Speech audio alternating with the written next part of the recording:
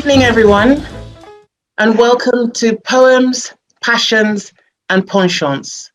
Thank you for making time to be here with us tonight. My name is Shyllon, and I am the author of Black in White, a book of poems describing some of my experiences of racism and unconscious bias while working in the corporate world. You'll hear more about the book throughout the program, including a special discount that's available via the Black in White website. You will also hear from a range of invited guests who will be sharing some of their poems, passions, and penchants with you. So it's going to be a brilliant night. Further details on the program will appear in the chat, so do take a look. Tonight, we're going to be joined by a true phenomenon, Mr. Alex Pascall OBE. Mr. Pascal is a legend, a man who has achieved more in one lifetime than many of us could achieve in two. Among his countless achievements are the following. He hosted the first radio program targeting Black Londoners on the BBC over 40 years ago, and it ran for about 14 years. He interviewed stars of music, arts, films, sports, politics, and so on. He was also the chairman of the organising committee for the Notting Hill Carnival for many years. He helped start The Voice, the UK's first Black newspaper. And he was also, believe it or not, instrumental in the creation of the Teletubbies, which most of us who've had young children or were young ourselves once would be familiar with. Mr. Pascal is truly inspirational. He's going to be giving the keynote address tonight, and he'll be sharing with us some of his perspectives about Black culture in the UK from his several decades of living in this country. The pursuit of equity, diversity, and inclusion is something that's very close to my heart, and I'm excited to listen and learn as he shares his wisdom. He will then be officially launching my book, Black in White. We'll be hearing from him very shortly, but first, I would like to introduce two other people who will be helping to anchor this event. So the event is in two parts, and the first part of the evening, our anchor will be Sarah Murray. Sarah is a key member of the team who has been working alongside me on this event. She was surprised when I asked her to take on the role of anchor, but that's because I knew she'd be brilliant. She's a social worker by profession, she's a wife, she's a mother of four, and she's a very dear friend. She's bright, she's bubbly, and she's a beautiful soul, and I'm sure you're going to love her. The second part of our program will be anchored by DJ Freestyle of Fairity Radio. And in fact, the show, he's just finishing off his show on the radio now, and he'll be joining us a little bit later. And he'll be broadcasting the program, our show, live on his station. This is a station that he created and has been running successfully for many years. I'm delighted to say that he will also be playing some tunes for us at the end of the evening, so there'll be time for us to get up and dance and shake a leg. Then right at the very end of the night, please feel free to stay on for a live chat session, just to say hello, to provide feedback on my book or on the event, and to share some of your thoughts and experiences as well. So without any further ado, it's my absolute pleasure and privilege to invite Mr. Alex Pascal to address us all now. Thank you, Alex. Thank you, Charlotte. It's nice to be with you. I'm looking at you, remembering the first night that I was supposed to present Black Londoners, November 22nd, the day after my birthday, really, in 1974. And the station was just filled with different people. And there's always one thing in my mind, the mesh of the microphone has always been my audience. So whether I see people or I don't see them, and in particular, the days of today that we are living in, when you know whatever you say, do, or didn't do, people will pick it up. Coming from the Caribbean, I came here in 1959, and what set me alight was the Festival of Arts in Trinidad, which was part as in tribute for the inauguration of the Federation of the West Indies, where I met people that I heard about, some I never heard about, all the political leaders of the Caribbean at that time. And the drum was always my antenna. And you can imagine, as a young man just turned into his 20s, sitting there looking at Ciela, James, Dr. Eric Williams, all the prime and people of the making of a new Caribbean, a federation that was set alight by the gentleman from Grenada, Theophilus Albert Marichal, that the Caribbean must be Caribbean. And in doing so, he uttered three different clauses: agitate, educate, federate. Remember, our countries are all agricultural. So before, when the British conquered and took it over, their prime ministers from Attlee right down devalued what gave them all the wealth of this country here as a Caribbean people. Sugar was the biggest. Our spices and other things followed. And after 1948, the end of World War II, where lots of Caribbeans volunteered, some were accepted, some were not accepted.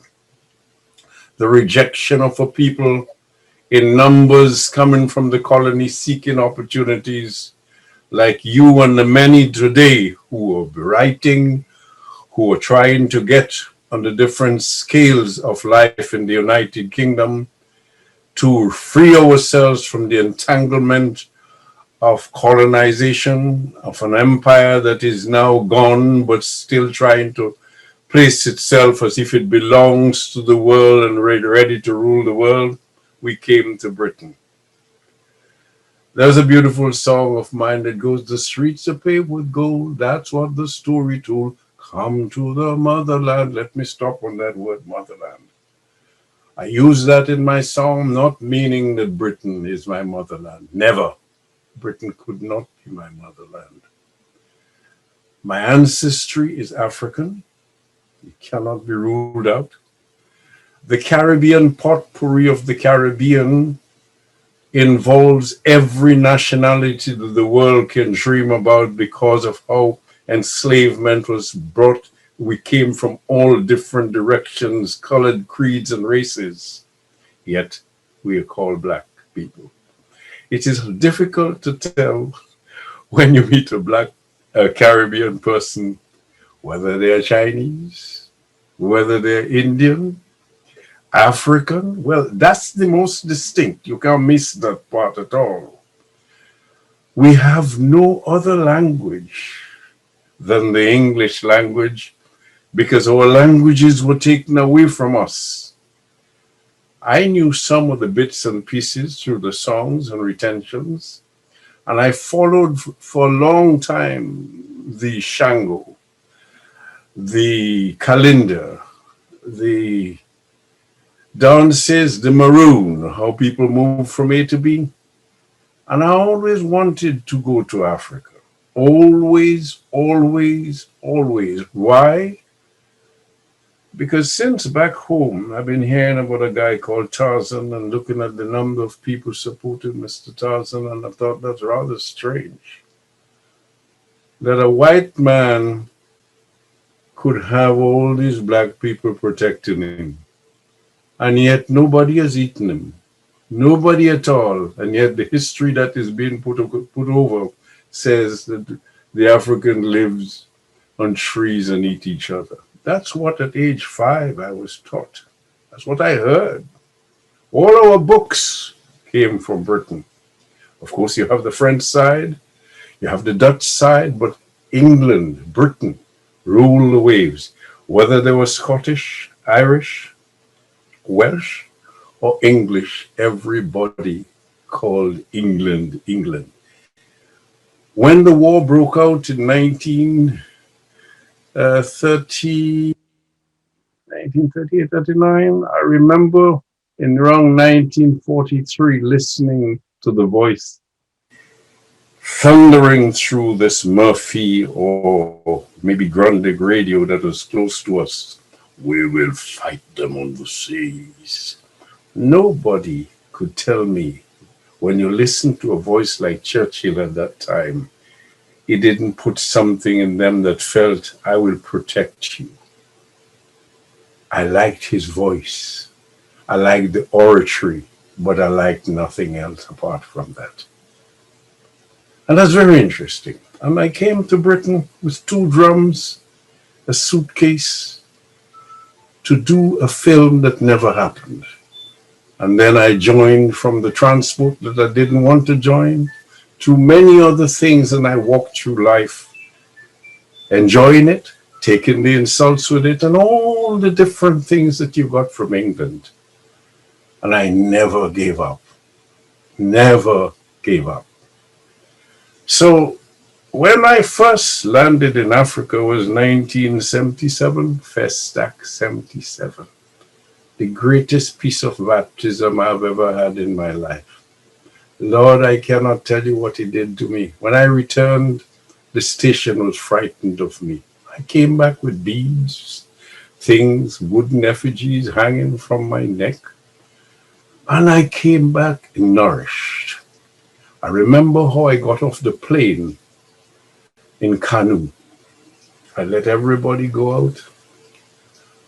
And I was the last to come out. And I remember going down on the ground, kneeling, because I had touched the soil of Africa. And I hope many of those of you who come from the continent, meeting those of us as offsprings of Africa, would recognize that we are one people. And what Britain does all the time is to bring in a certain number of people. And after 10, 20, or 40 years, you get rid of them and you bring in another set. Because we are constantly looking for opportunities. You cannot fail to read some of the leaders.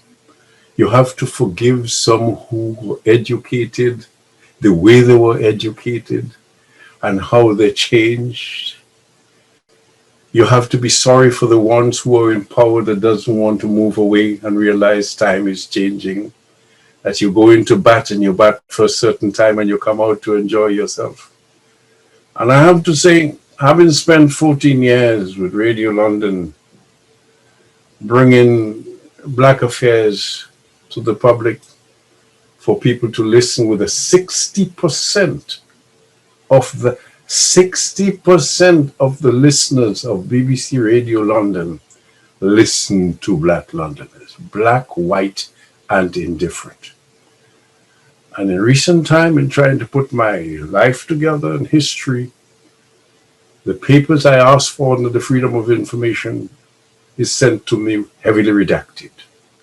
And if you read those pages and what they have said, the senior management, you will not believe it's me you're talking to. That is going into challenge. It has to be challenged. Charlotte, for those you invited and who've written poems, who've written stories, I think you have done that part in an honest way. And I don't matter whether people wrote or they didn't write.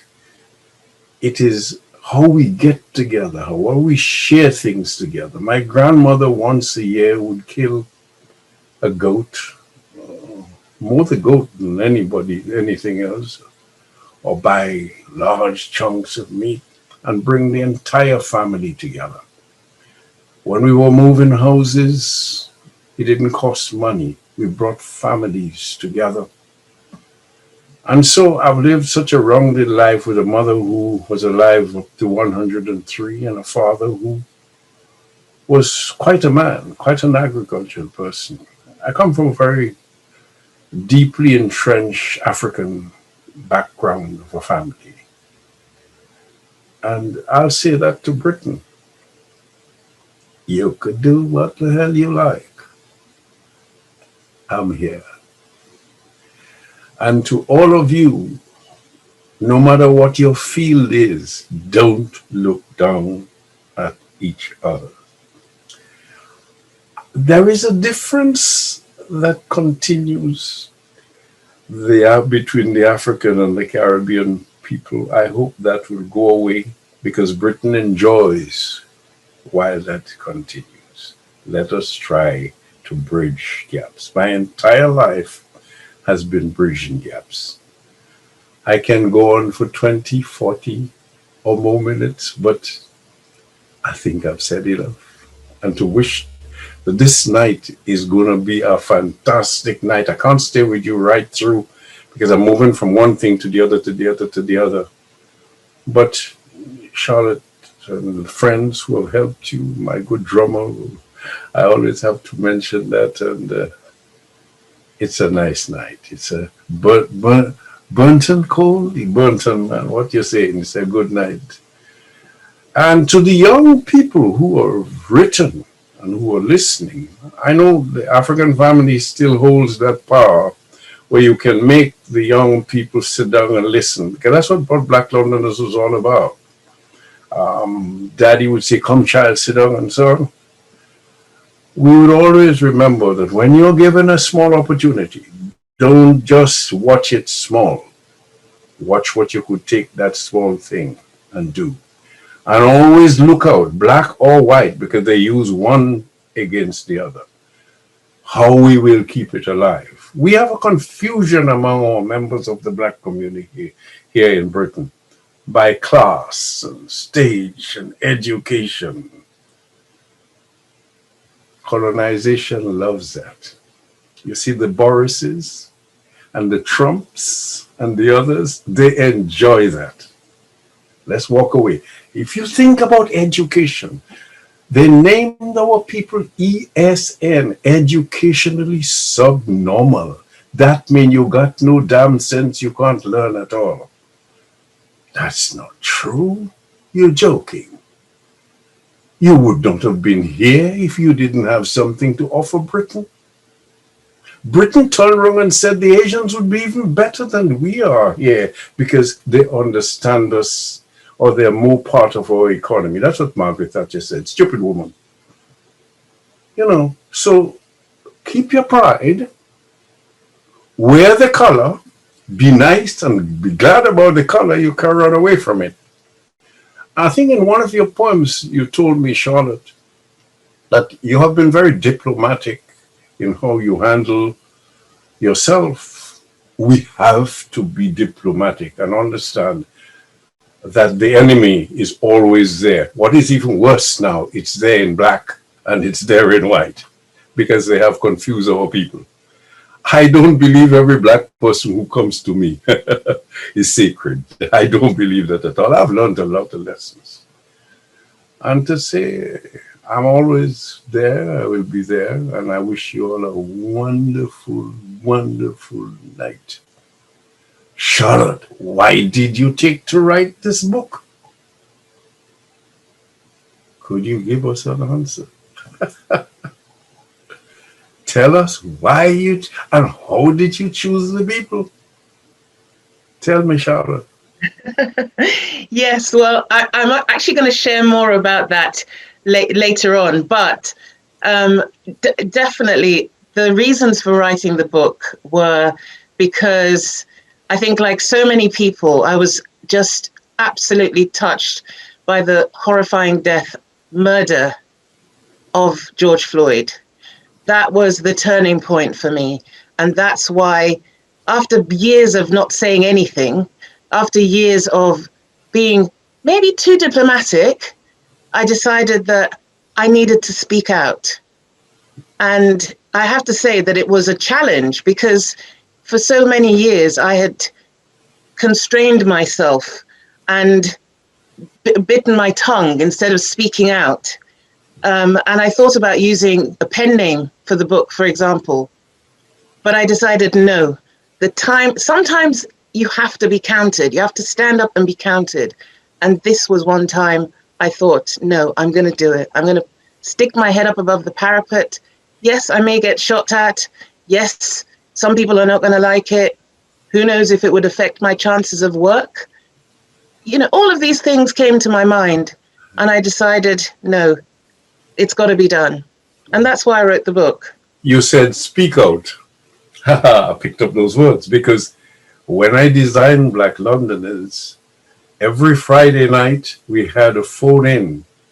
And instead of people saying phone in, I'd never want to use words other people use. I like to be creative. I entitled that bit Speak Out. Tell me, tell us. Mm-hmm. And that has worked so well. Speak Out. And that was 3/4 of an hour of the 1.5 hours program. And as the program evolved from into 1 hour, that still stayed there. And the beauty of it was bringing in people into the bosom of the BBC to make them realize that you don't have to be outside. Come and join me.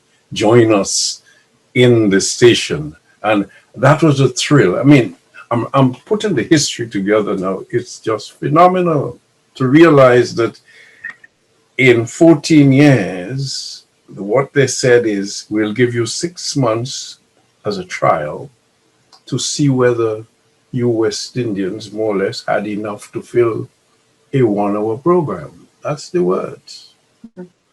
Well, when they observed that the station could practically be got rid of and Pascal could load it as a station just talking for Black people with them, and the people of Britain begun to come in from all directions, then I had to run for my life.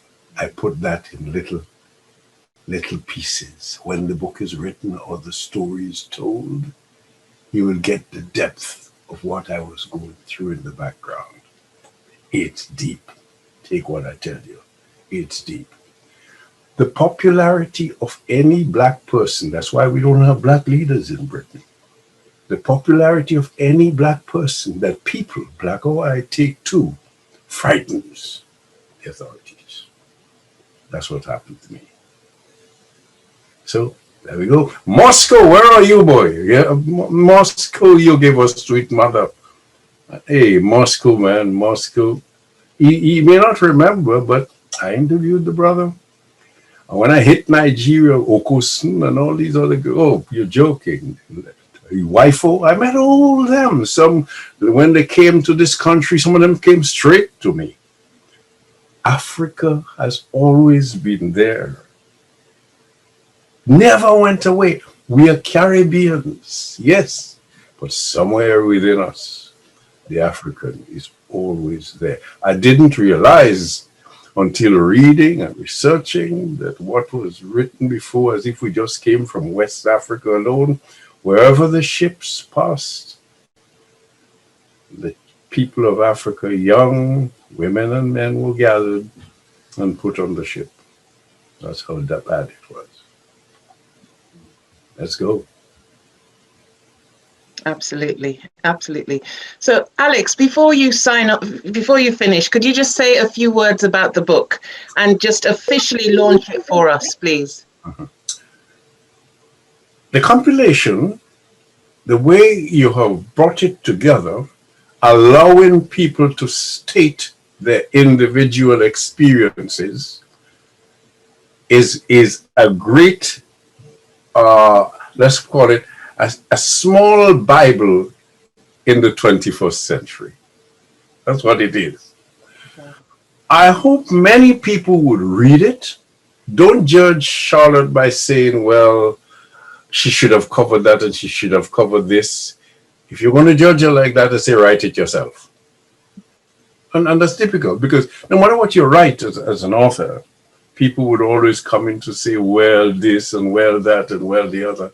Don't well me, write me, compose with me, take it further, move it, add to it, digest it. And Charlotte, in short words, that's what it is. And I'm proud, I am really proud that you chose to put a page in it on someone who, through my daughter and Debbie, going to school together, Debbie, that what an actress she was. Mm-hmm. Debbie at the school, and I spotted that she could be very good in Shakespeare. And for people who never saw that, Debbie, you would see yourselves in the other side of me, and put that to them. And our company, Good Vibes Records and Music now, and the archive that is curated by my wife and my children, um, uh, Black Audio Media Archive Alex Pascall collection holds an enormous wealth of history that I hope Africans, Caribbeans, and all of us would come together and learn from, digest what has been done, what needs to be done, and that your book is an added page in the wealth of what is already here and others to come. Congratulations. Thank you very much. Thank you so much. Brilliant. That's it's a real honor and privilege to have you say a few words about my book and to share some amazing thoughts about your journey. And I think we have such a long way still to go to attain equity as Black people. And if in some small way my book can help towards that, then I'm really glad. And it's the start of a journey for me. And you'll hear more about that throughout the event. Okay, brilliant. So, yeah, thank you again, Alex. That was really inspirational. Fine. If I have to run early, so I don't know how you have it arranged. If anybody wishes to ask me a question, do it now and let me run, please, because I got a lot to do. Anybody? No, 2, 3, 4, 5. Anybody want to ask a question? We can gather questions in the chat and share them with you afterwards. Right. Brilliant. Yeah. So have a nice night. Thank you so much. Bye-bye. Bye-bye. Okay, so next we're going to hear from Baroness Amos. She started the Amos Bursary, which supports young people academically and professionally. And the Amos Bursary is Black and White's chosen charity for this event, and we will be making a donation to them. So I hope after you've watched the following video, sadly she's not here with us in person, but she's on video. So after you've watched the following video, I hope you will choose to donate to them via their website. So after this video plays, we will then go straight into the rest of the event with Sarah Murray introducing the next item on the agenda. Thank you very much. And now let's hear from the Amos Bursary. The bursary was created 10 years ago when our parents died very close to each other. They had both been teachers. They were passionate about education, about promoting young people, and we wanted to find a way of remembering them. So this is very much about their legacy. We looked at the data and we wanted to do something that was aspirational for young Black men, because so much of what we read, what we see is negative. And we knew that our young men weren't like that. It seemed to us that there was a gap here where young men needed support, and that's why and how the bursary was formed. Joining the Amos Bursary for me was to join a brotherhood of people who knew what they wanted to achieve, had a vision, and knew that they could achieve more than what was set out for them or told to them by society. An older student who went to my school joined the Amos Bursary when he was in year 12. Then he essentially recommended it to me, and I was like, well, if all these great things are happening for him through the Amos Bursary, why shouldn't I apply? Why shouldn't I reap those benefits too? I think coming from the backgrounds that a lot of the young men from the Amos Bursary come to, this is the first organization that provides you with almost like a sneak peek into to a different world, right? Being in the Amos Bursary gives us access to a bunch of resources, and in the short 10 years that the Amos Bursary has existed, we've been able to produce students who have set up their own consulting organizations, pursued medicine, and then decided to get a scholarship from Google DeepMind and study data science on the side, found their own startups, study abroad, raise money to study abroad. So I think in the very short time that the Amos Bursary has existed, we've been able to do a lot with limited resources. For me personally, if I hadn't joined AB, I'd be lost. I feel like I wouldn't have direction in my life. When my head of sixth form mentioned about the Amos Bursary, again, I've been involved in a couple of other initiatives before, and it just sounded different. It sounded like it was for me. And to be honest, I'm really happy I applied. Really, really happy I applied. The one word I would use to describe the Amos Bursary is excellence. But I'd say family, definitely family. I would describe the Amos Bursary as opportunity. I would describe the Amos Bursary as excellence. Of course, we've been shown to be effective. The young men on the bursary stay on at university. They get very good jobs coming out of university. They get excellent internships, and they give back to the bursary and to the community.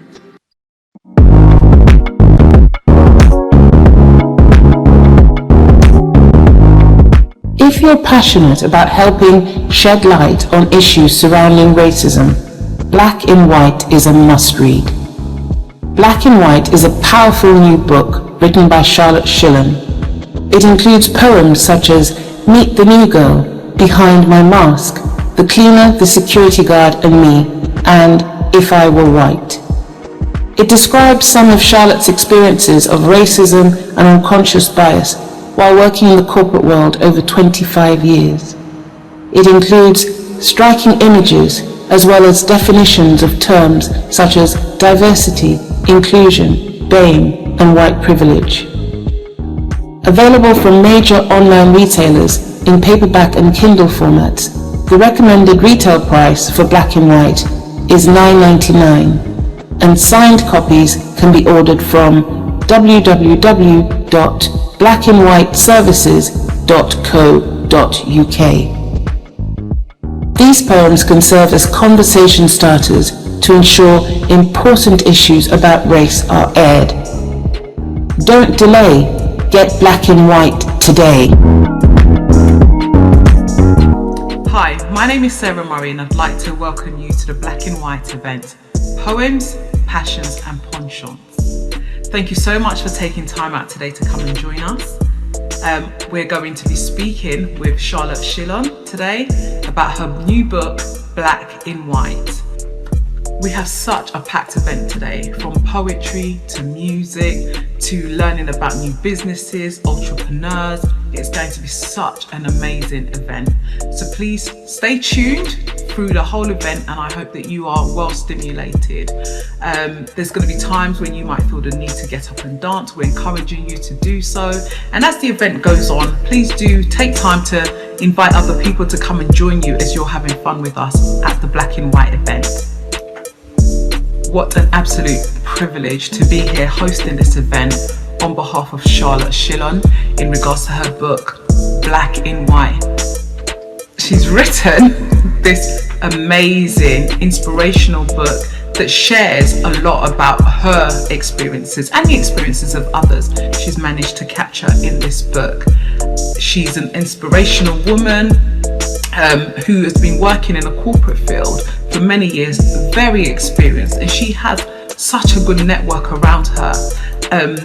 I believe that she has a lot of ideas and a lot of knowledge to pass on to people, not just the younger generation, but also people of her generation, in how, you know, we can better articulate our experiences of racism and how we can develop the changes that need to take place, so we can, you know, work to narrow down people's experiences and hopefully one day eradicate racism totally. Now let's listen to a beautiful poetry prayer read by Abe Aramire. This is a reading of Little Prayer by Robert William Service.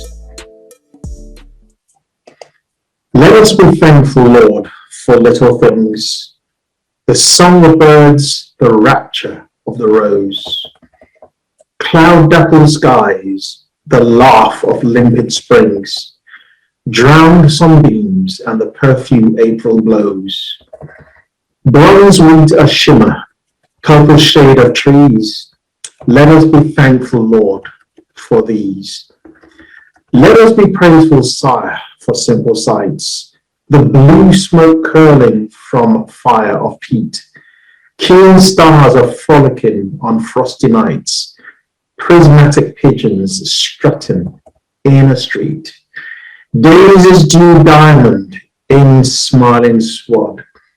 For simple sights, let us be praiseful. Let us be grateful, God, for health serene, the hope to do a kindly deed each day, the faith of fellowship, a conscience clean, the will to worship, and the gift to pray. For all of you and us, of you are part. Let us be grateful, God, with humble heart. Thank you so much. That was so beautiful, Abe. So moving on now, I'd like to introduce you to two wonderful young people who are so inspirational. First of all, we'll have Alana playing the piano for us. She is a young lady who has achieved so many firsts in her musical career already. And then we will be listening also to Aaron, who is an upcoming music producer. He's done a wonderful piece of work with his father, Bunton, and we will be hearing from them both. Good evening, everyone. My name is Alana Crouch. I'm 14 years old but started playing the piano over 10 years ago. In that time, I became the youngest person to pass ABRSM Grade 5 Jazz and Grade 8 piano exams.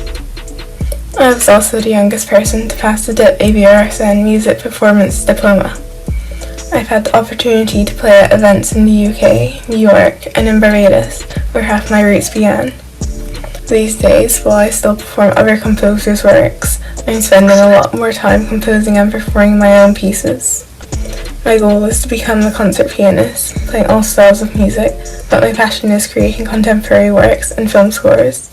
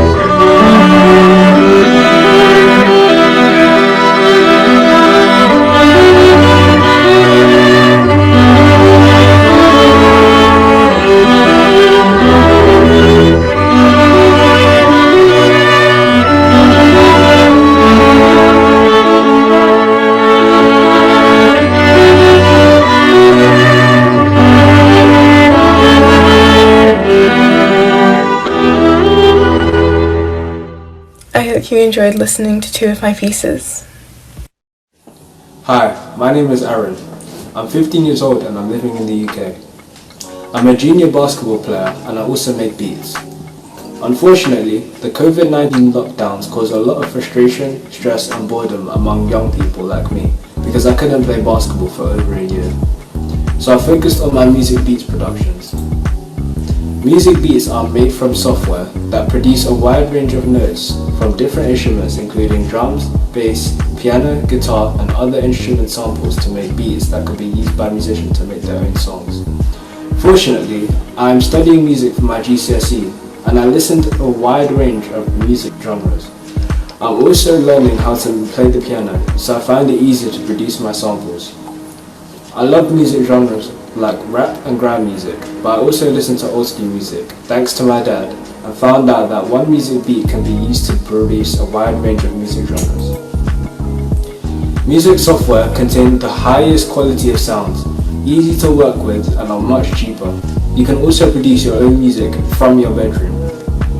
My dad and I have used some of my samples to produce a few of the songs and background music for promos. We will now play a song my dad composed for you.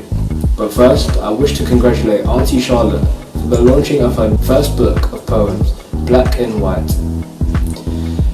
Now please enjoy my dad singing One True Love, accompanied by me on keyboard.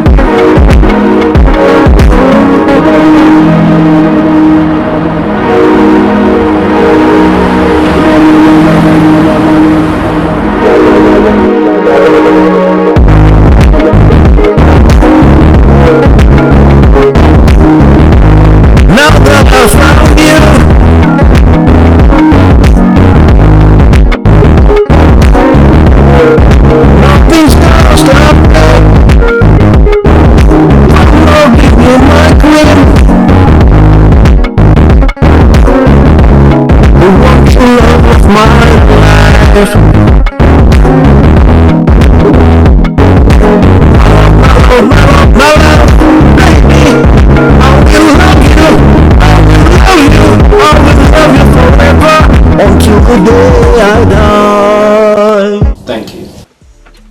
I would now like to introduce you to 4 young people. Firstly, Alexa and Joshua, who will be telling us 10 interesting facts about 2 female poets.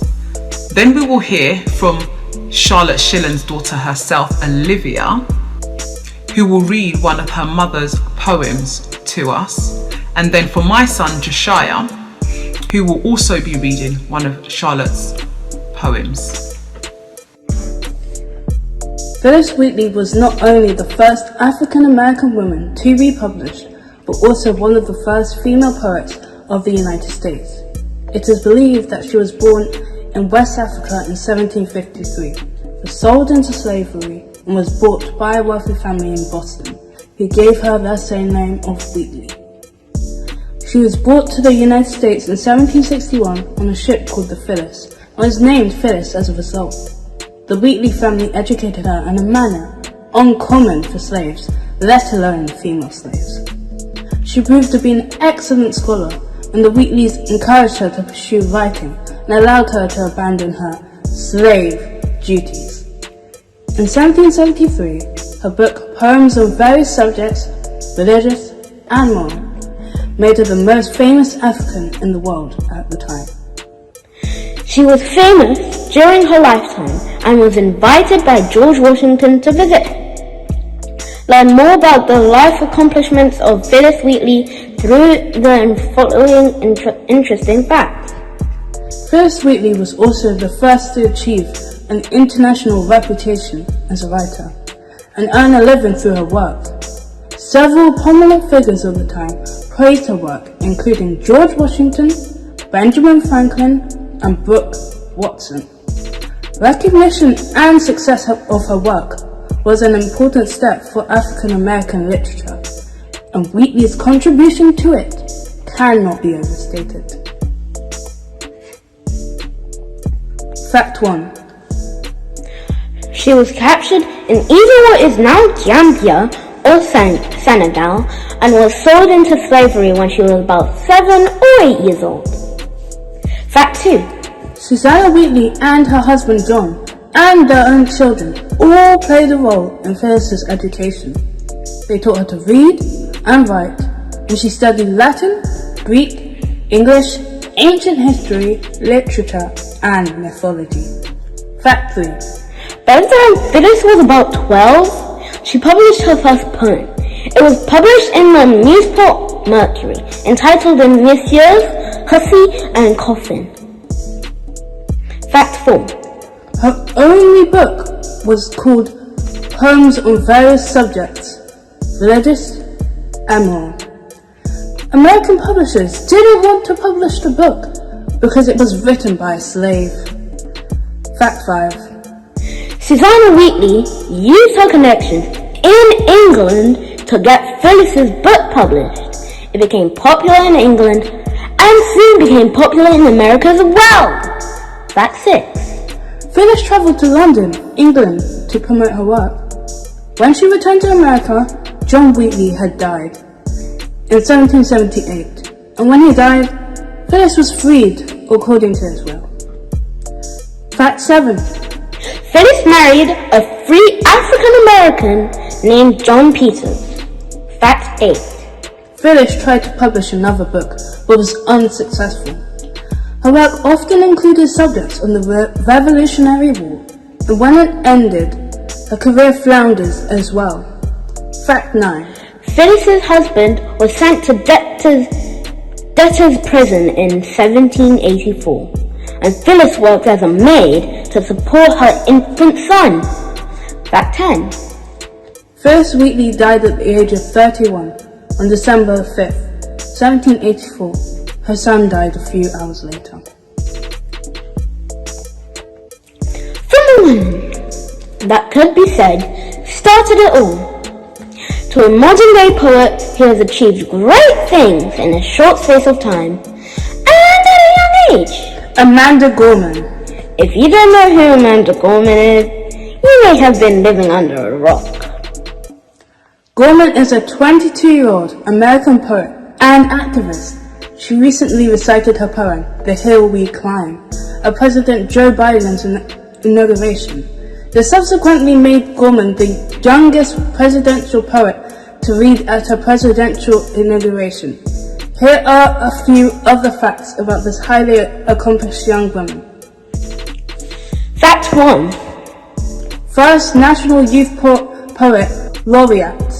Fact 2. Became a United Nations Youth Delegate at the age of 16. Fact 3. Graduated from Harvard, where she studies psychology. Fact 4. Gorman made the cover of Time magazine in February 2021. Fact 5. Before she became a poet, Gorman was a songwriter. She mainly began writing songs at the age of 5. Gorman even dabbled in rap. Fact 6. Amanda Gorman is into tech and won the grant as a part of the Aussie Genius Awards. Amanda started work on Generation Empathy, which aims to empower teenage girls. Fact 7. Gorman signed with a publisher, and most importantly, plans to publish 3 books in 2021. Her publisher's Viking book for young readers. One of her books, Changes Sings, a children's anthem, is already available for pre-order. The second book is titled The Hill We Climb. Both books will come out in September 2021. Fact 8. Gorman also recited a new original poem titled The Chorus of the Captain as a Super Bowl LV, which means 55, before the coin toss. Her poem was meant to honor the 3 honorary captains who were individuals that served leaders in their respective communities during the global pandemic. Fact 9. Amanda has a twin sister called Gabrielle, who is an activist and filmmaker. Fact 10. She plans to run president in 2036. Meet the new girl. I arrive at work, I'm the new recruit. Nervous but excited and on time to boot. Smartly dressed, looking the part, trying my best to get off to a good start. Before I sit and get on with the job, I meet the team, Sue, Sally and Rob. Walking the corridors, doing the rounds, taking in all the new sights and sounds. When I get to your desk, I sense your dismay, your smile superficial, just a display. Your eyes say it all, though your words are polite. If it were down to you, I'd be out of sight. Perhaps a snap judgment is what I'm making. Perhaps you're simply shy and not just faking. But days in and the microaggressions begin. Your mindset drives you to commit your first sin. In your emails, you misspell my name. It's clear to me you play a subtle game. All other names get a capital letter, mine's lowercase and it doesn't get better. You take every opportunity to pass the blame, whispering slights to sully my name. Smiling but deadly, slowly plunging the knife, don't care at all if you ruin my life. Some bias is unconscious, but not in your case. You think that you are the better race. You don't like my kind, too dark for your taste. This brand of covert racism must be erased. And so it continues, drip by drip, nothing obvious at all. White colleagues don't see it, but you're plotting my fall. Pernicious, insidious, malignant, yet said with a smile. Soon other voices concur as you spew your bile. Probation deadline looming. If the feedback's not good, I'll soon be leaving this neighbourhood.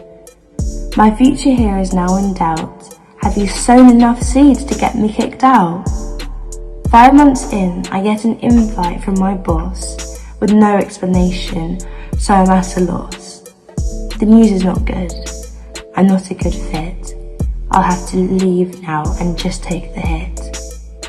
So I didn't even make it through my probation, but it must have been worse on a plantation. So I'll pick myself up and try elsewhere, hoping I won't meet another racist there. Don't Belittle My Battle by Shyllon. You may look at me and think I blend in, despite the darkness of my skin. I use corporate speak, my clothes are top rate. My hairstyle choice doesn't spark debate. Don't be too quick to say I conform, just because I choose to embrace the norm. Don't belittle my temperate style of battle, or think I follow the herd like cattle. Life for me is a daily fight. I want those around me to see the light. To see my skin color is different, yes, but being different doesn't make me less. I choose to battle bias from within, to be seen to succeed, to be seen to win. It takes mental strength, tenacity, grit, humor, hard work, and a sharp wit. When as an intern you asked for my advice, I spoke my truth and hoped to entice, but instead you saw me just as a sellout, and Uncle Tom, a coconut no doubt. So you choose to do things your own way. We all have that freedom at the end of the day. Kept your street style, your afro, your urban speak. Thought giving them up would make you meek. There's more than one way to skin a cat. I chose this way, you chose that. Some follow well-trodden paths, some prefer to pioneer. Some fight assimilation, some chose to face the fear. So don't belittle my battle or undervalue my course. We all want acceptance by fitting in or by force. Let's not worry who's right or who's wrong. However you choose to do it, just stay strong.